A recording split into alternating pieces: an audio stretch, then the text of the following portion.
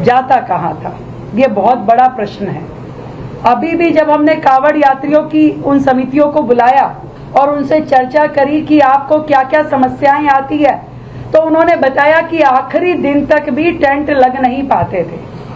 Water proofing tent लगने में समय लगता था, क्योंकि सरकार टेंडर करती थी, वो उठते नहीं थे या वो कम रेट पे जाते थे।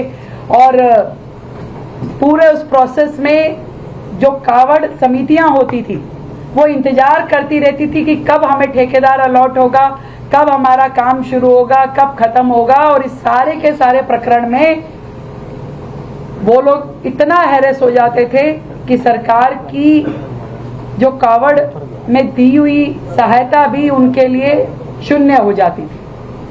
और इस पूरी प्रक्रिया को सुधारने के लिए कभी पिछली सरकारों के द्वारा कोई रिफॉर्म, कोई सजेशन जनता से लिए नहीं गए, कभी उस पर काम किया नहीं गया।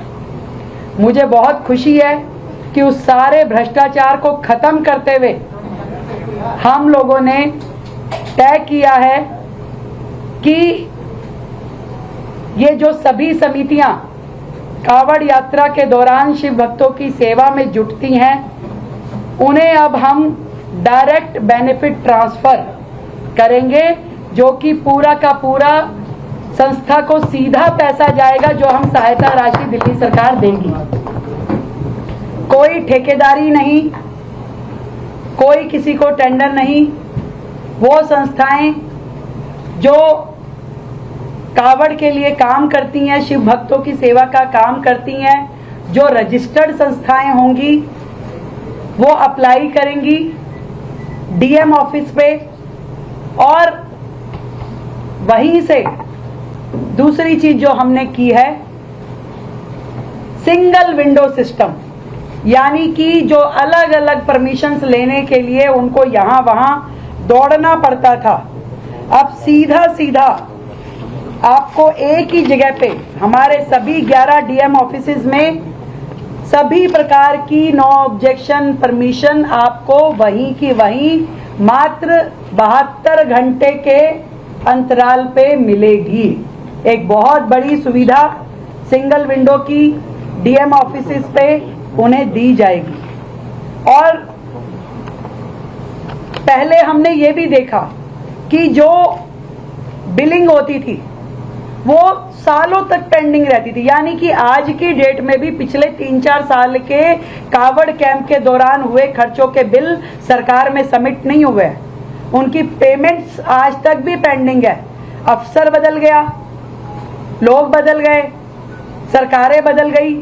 आज जो कुछ भी वो कहेगा वेंडर कि मेरा तो इतना खर्चा है, वो एलिजिबल है वो खर्चा वहां से उठाने के लिए। हमने वो सारी दुकानदारी बंद करी और तय किया है कि जो भी हम पैसा देंगे उसकी हमने कैटेगरी बनाई है।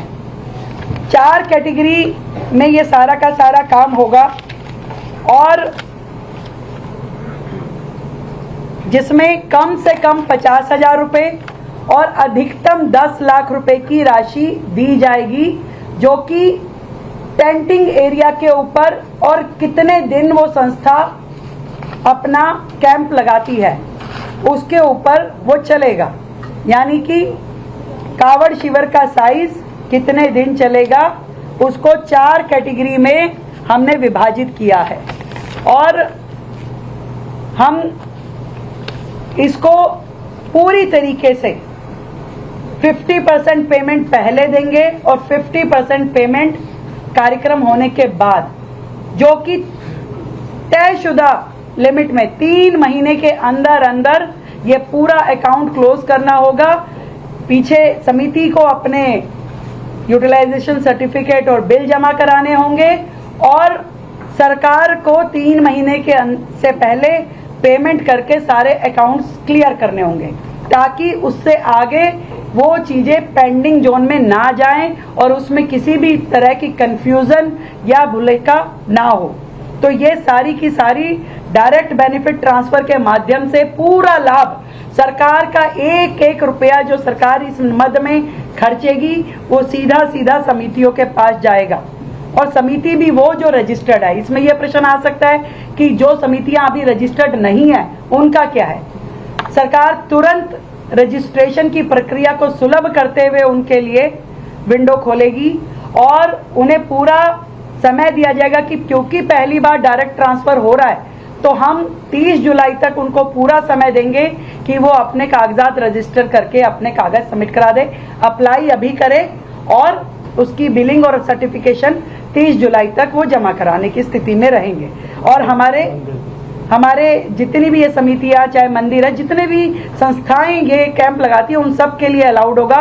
और सभी एसडीएम और डीएम्स को ताकीद कर दी गई है कि पूरी तरीके से इस टाइम इन सभी समितियों के लिए काम किया जाएगा। फर्स्ट कम फर्स्ट सर्व रहेगा। अपर कैप तय कर दी गई है कि जो समितियां आएंगी उनका जो अप्लाई करेंगी उसके साथ में एमपी एमएलए की संतुति लगाते हुए डीएम का वहां पे ऑनलाइन लोकेशन के साथ में उसकी रिपोर्ट जाएगी। और केंद्र में एक समिति रहेगी जो हमारे, क्योंकि इस साल अभी उस कमेटी का गठन नहीं हुआ, इस पूरी की पूरी कमेटी को जो हमने नाम दिया, इस समिति को मुख्यमंत्री धार्मिक उत्सव समिति, इस पूरी योजना को हमने नाम दिया है। और इस योजना को लागू करने के लिए इस साल जो कमेटी रहेगी वो हमारे माननीय मंत्री कपिल मिश्रा जी के साथ में 4 विधायक जो फाइनली अपर कैप तय करते हुए उन सारी एप्लीकेशंस को अलाउ करेंगे। इसमें जो है वो सारी सुविधाएं जो इन कावड़ कैंपों को मिलनी चाहिए, चाहे मेडिकल की है, डॉक्टर प्रोवाइड करने की, बेहतरीन टॉयलेट ब्लॉक देने की, पानी की सुविधा, टैंकर की सुविधा, सैनिटेशन की, सिक्योरिटी की, ये सारी की सारी दिल्ली सरकार के द्वारा दी जाएगी। और एक बहुत और जो बेहतर और जो डिमांड थी हमारी कावड़ समितियों की, बिजली, इस बार सरकार ने तय किया है कि ये सभी कावड़ समितियों को पूरी तरीके से बिजली जो है सरकार के द्वारा दी जाएगी और इसकी अपर लिमिट 1200 यूनिट रहेगी।